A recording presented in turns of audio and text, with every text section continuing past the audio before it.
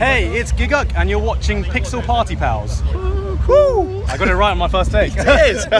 Hey guys, how are we doing? Back with another video from Giguk, and this is why I love bad anime. I'm just going to get straight into the video because my girlfriend's too lazy to put the pizza in the oven for me. I'll have to do it afterwards. So, we're just going to see what Giguk has to say on this, shall we? Oh look, there's your alarm going off while I'm trying to record a video. She's so thoughtful.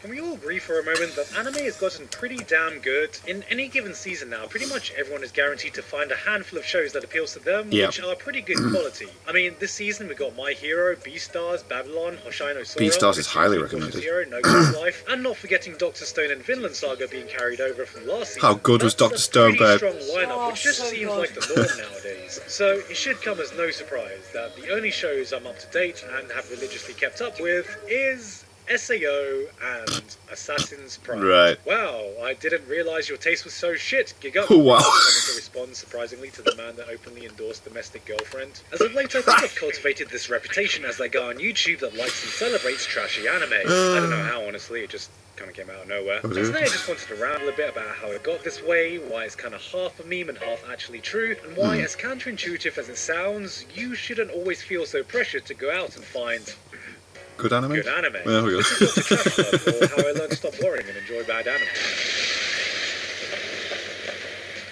Probably the thing I love the most about the medium of anime is just how wide and varied it is. I've been watching anime for a pretty long time now, and I've surprised even myself by how many shows I've been able to enjoy in just about every spectrum and genre, even though the main reason I got into it was just to see some big muscly dudes scream and punch the shit out of each other. Anime has provided me with such a perfect vehicle to expand my horizon and explore new facets of what I find entertaining. There have been shows that have pushed the boundaries of creativity in a way you just don't see anywhere else, and to this day I've not experienced anything like that honeymoon period when you first discovered anime.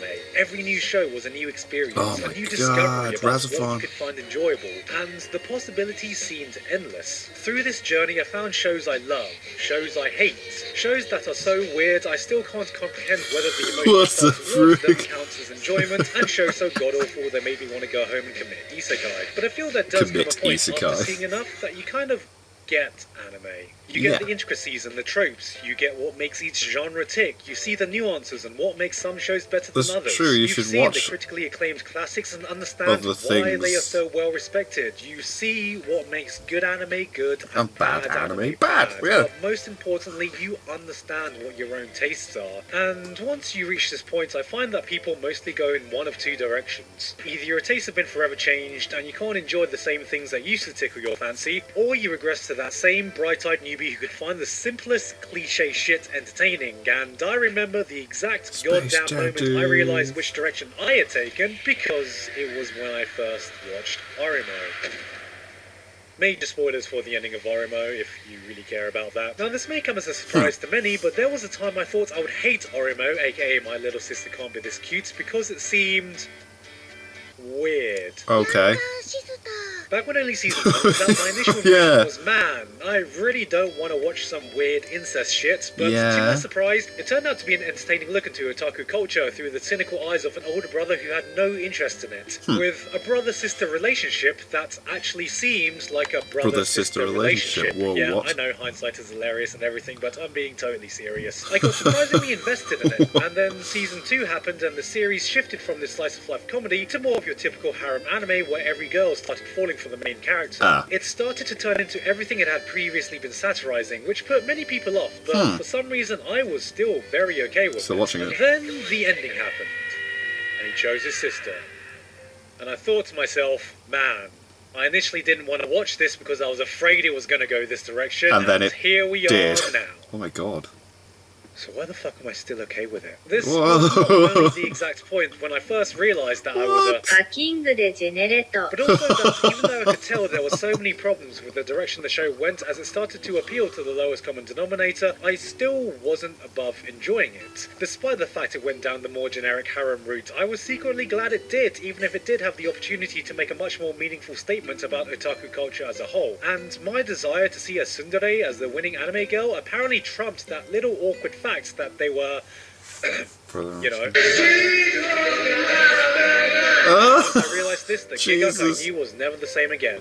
I threw myself back into the dumpster I was born from and haven't found trash. my way back out I'm since. forever What I with you. learned is that despite having broadened my taste and gained a deeper understanding of what makes good shows good, it didn't stop me from gravitating to the same surface level shit that appealed to me as a newbie when I didn't know what bad anime was. And yeah, I know I'm using the term bad anime loosely here, but please don't worry too much about the semantics of what that actually means. People normally associate bad anime with things like using an abundance of tropes and cliches, having Yeah, that's one-dimensional true. characters, Oh, or having an so uninspired typical. story that does nothing to really push creativity or say something unique. And So if that you've whole seen anime enough is a anime, bad anime, that's but I do watch it. totally true. But I've often I'm found enjoying myself the wondering what new makes season certain more. anime such popular guilty pleasure shows. High School Why does DxD. something like High School DxD seem so universally loved Yeah. when on the surface it just seems like a lot of tits and Really yeah, is. I mean, it's just a lot of fucking tits. And I think it's because shows like these are so good at understanding how to appeal to a very specific target demographic, even though The to anyone story's not in that decent for demographic, High School it just DxD looks though. like basic fan service trash. If you like High School DxD, you know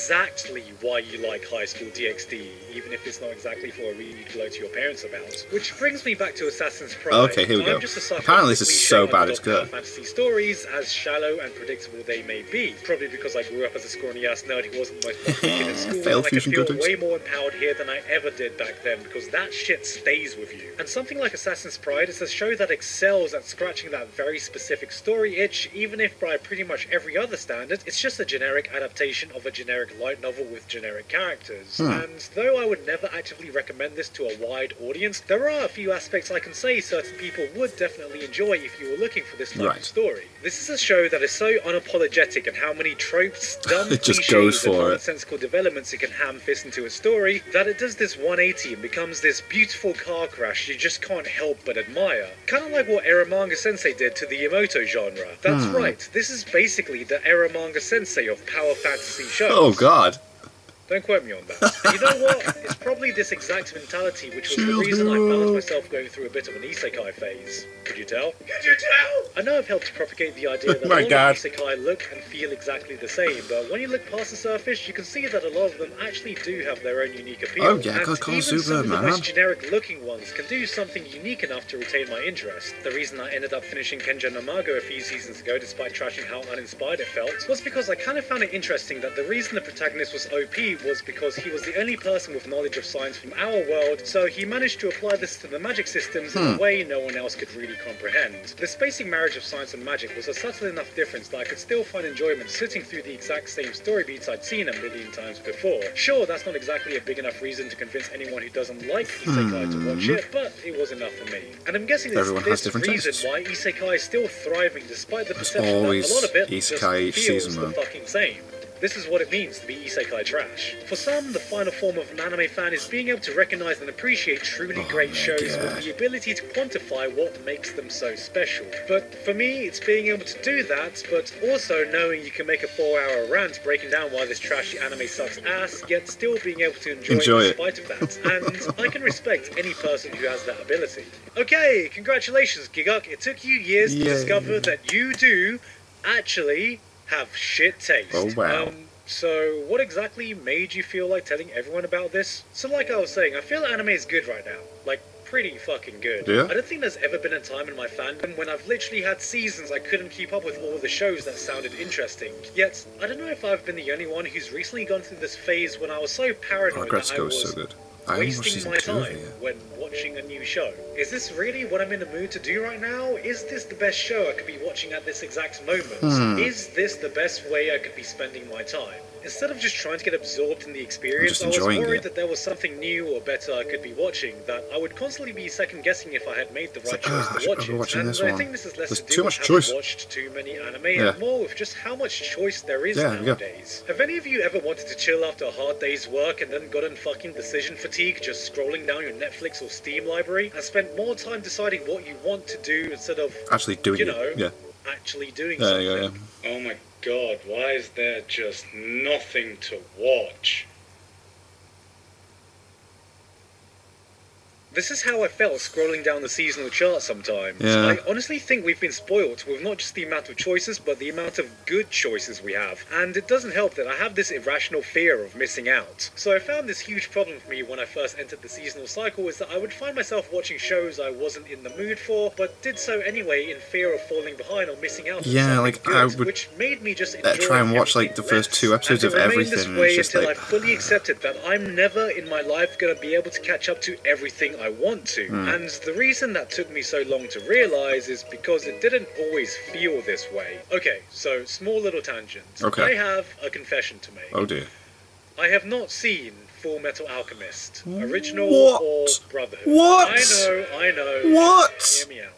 So there was a time when I legitimately thought I would run out of good anime. Oh my that was God, a genuine Jesus fear Christ, after what? watching a few hundred shows that there was this finite pool of anime I would enjoy, and I was nearing the end of the road. I was finding less and less shows that really appealed to what I was looking for, and newer shows just didn't excite me as much. I was scared that there would be a day where I lost this passion for this medium, so I took Full Metal Alchemist, a show I knew I would love, I knew I would get obsessed with, and Just didn't watch it. shelved it. Purposely didn't watch it, saving it for So a day you when had there it was for- no new good Huh. anime coming out, and I needed a reason to regain faith in the medium. Oh my God. This was complete bullshit, of course. Of course. Now, not only did that day never come, but at the point where Babe, I'm now, Gigglek's I never don't watched have the Full Metal problem Alchemist of Brotherhood. worrying that I'm What? gonna run out Yeah. of good anime. I have the He's problem just of finding enough admitted time to it. watch all the good anime. Intentionally. Well, yeah, Now he I just. have a whole Oh my God. Patreon Discord servers worth of people who just pay me so they can hurl abuse at me for depriving myself of one of the most basic and most well-respected anime. It's Hey guys, amazing. how you doing? Go watch Fullmetal Alchemist now, you fucking scrub! Right now, there will always be something good Yeah. to watch. Oh my Your God. Watch list is an endless You've gone and put the abyss that pizza on, you'll haven't you? never reach the bottom of, and will only continue to grow with every season. And that's knew it. only if you Yes, watch I know. anime. That doesn't Okay. include games, movies, or books, which by themselves have exactly the same problem. Oh my And I God. think this is why, for a while, bad anime became infinitely easier to watch. There was comfort in the predictable and familiar, with the knowledge that I wouldn't have to invest or challenge myself too much, as opposed to loading an episode of a show that was actually good. It's the same reason Yeah. why sometimes a 20-minute anime episode sounds like a massive investment, yet somehow I have no problem clicking on an hour-long Mario Sunshine speedrun that I'll just put on in the background while I do something. Holy fucking shit, I'm 30 minutes It's in and I'm me. sat here This watching is it till- me.